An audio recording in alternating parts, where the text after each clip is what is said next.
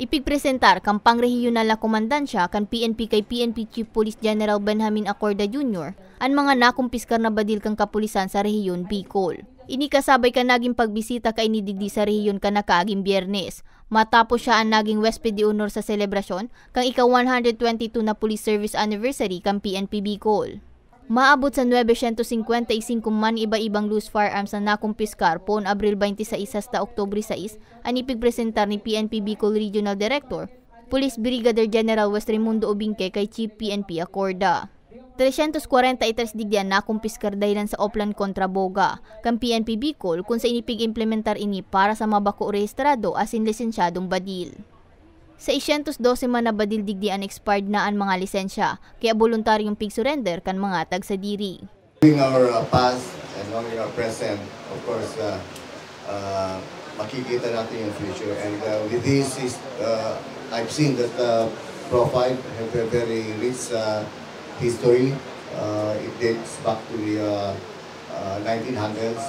And makita natin kung paano natin pinangalan yung ating kampo. Very historic. So with that, I think with a very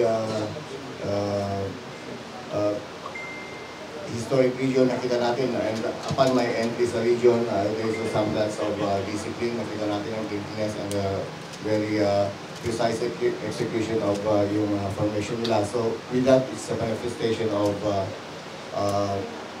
very disciplined and very professional police officers, and also nakita natin yung cooperation, the other agencies and the local chief executives.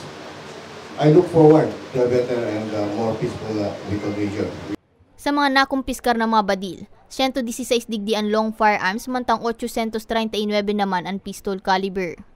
Ang mga nakumpiskar na mga badil hali sa Naga City Police Office, Sorsogon Provincial Police Office, Camarines Sur Provincial Police Office, Regional Forensic Unit 5, Regional Civil Security Unit 5, Camarines Norte Provincial Police Office, asin Albay Provincial Police Office.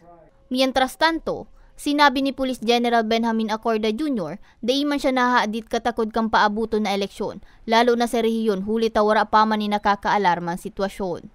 Sinabi pa kay ni na pigigibo manindaan gabos na mga lakdang tanganing maging matrayumpo ang maabot na eleksyon. Modernization, pag napansin niyo po kasama po sa 5 focus agenda natin is the ICT development. So aside from the weaponry, the move, shoot, communicate and investigate capabilities at saka mga equipment na pinibigay natin, there is this ICT.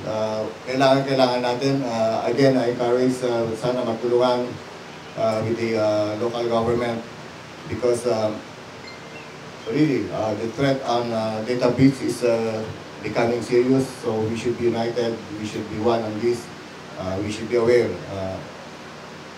And I'm encouraging that all units, down to the lowest level of our units, dapat talaga maging aware sa mga data breach.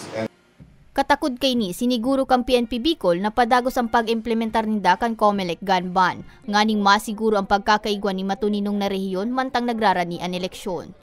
Para sa mga baretang tatak Bicol, May Arango.